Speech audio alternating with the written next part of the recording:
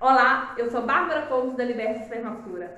Hoje, para a Oficina Bem Viver, vamos ouvir a enfermeira Marina Couto mais um pouquinho falando agora sobre o assunto colesterol.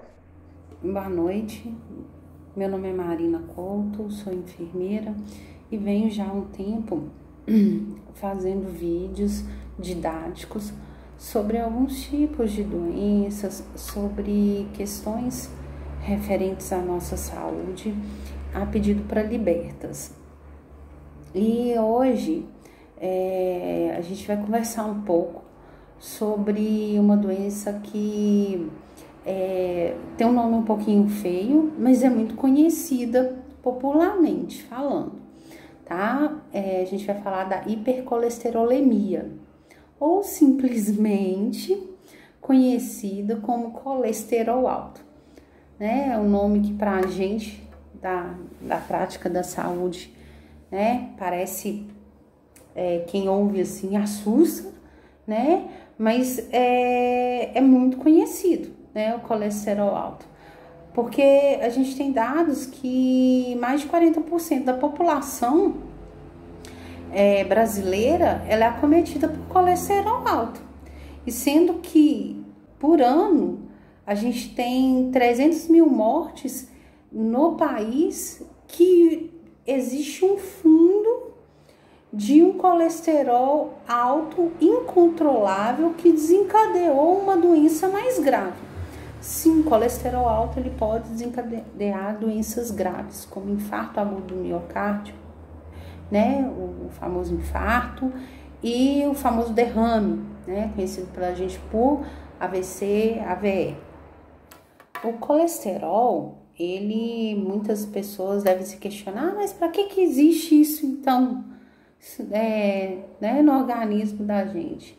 Ele é necessário, porque ele é precursor de algumas substâncias do nosso organismo, né? Principalmente alguns hormônios.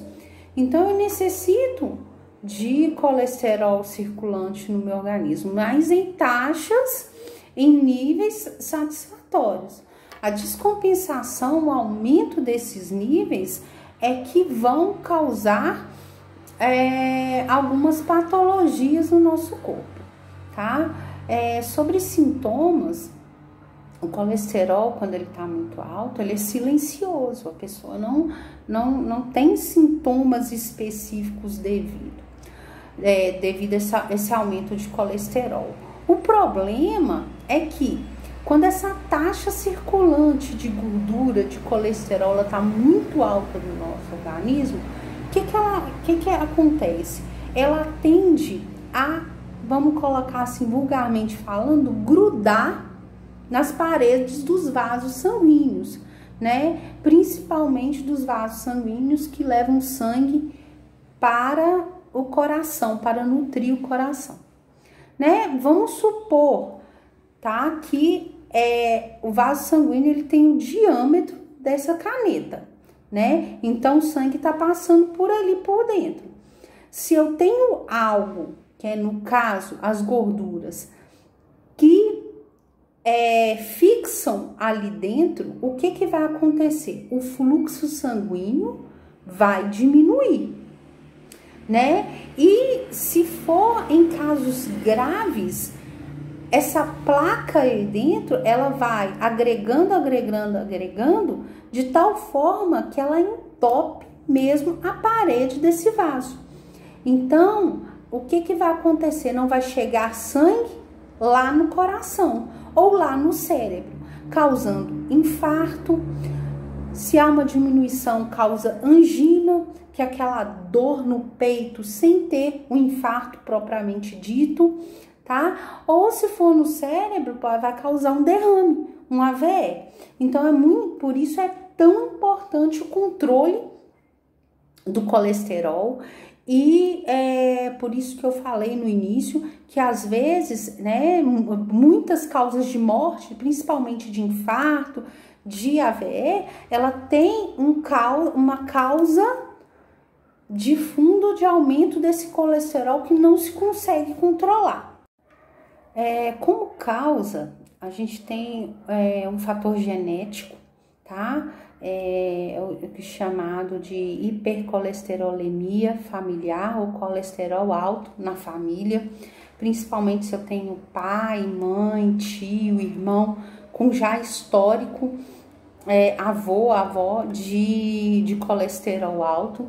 Isso vai fazer que a quebra das gorduras, né, que o fígado ele tenha dificuldade de quebrar a gordura no meu organismo e isso acumula lá dentro. Mas eu também tenho fatores,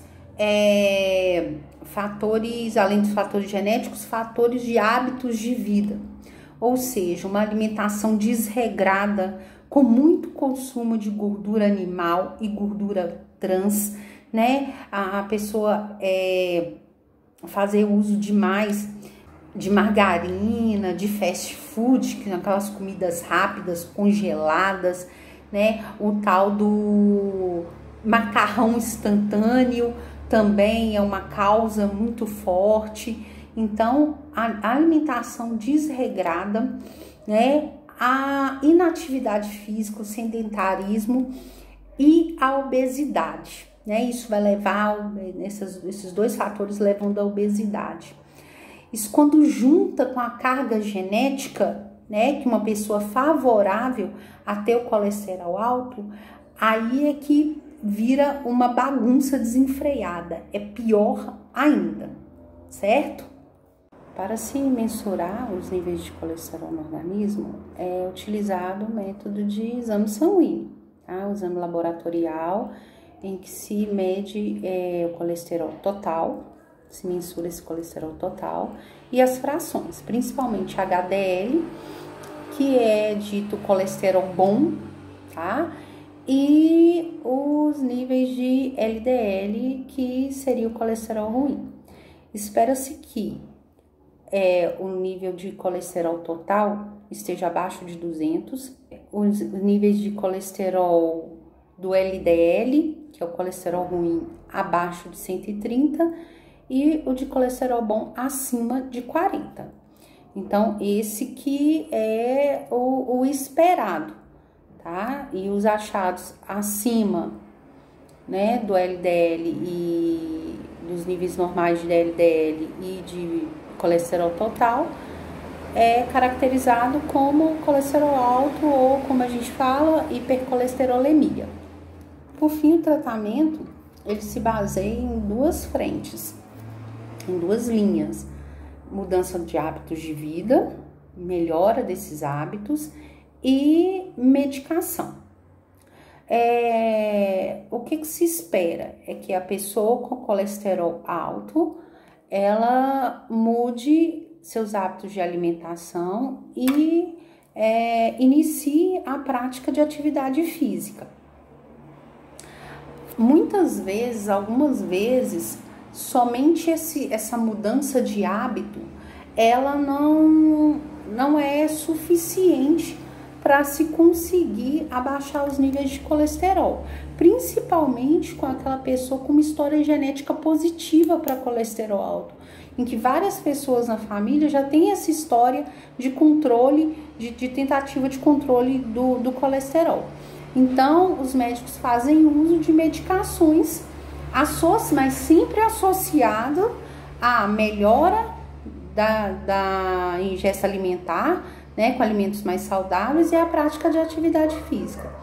Essas medicações, né, elas são chamadas estatinas, os grupos de estatinas, né? Quem nunca na vida já ouviu falar em simvastatina, ortovastatina, rosuvastatina? Então, essas que são as medicações utilizadas para controle, né? E a dose vai depender, e o tipo de medicação vai depender do nível de colesterol que foi mensurado no exame sanguíneo. Então, essa mais uma vez é uma mensagem que eu deixo, né? Que a gente já falou, já estudou sobre algumas doenças e todas elas se baseiam na mudança, né, do estilo de vida. Adotar estilo de vida mais saudável, com a prática de educação, de atividade física, com uma alimentação mais saudável, ingerir menos gordura, principalmente gorduras trans, gorduras de origem animal, e fazer uso mais de alimentos saudáveis como legumes, verduras, cereais. Então, mais uma vez eu deixo aqui essa mensagem de autocuidado para vocês. Um grande abraço e até a próxima. Agradeço a Marina por mais essa participação. Espero que ela possa ter contribuído e esclarecido muitas dúvidas. Compartilhe esse vídeo com os amigos e com a família. Agradecemos ao Programa de Educação Ambiental da Célula Ambiental Molevade e Minas Andrade.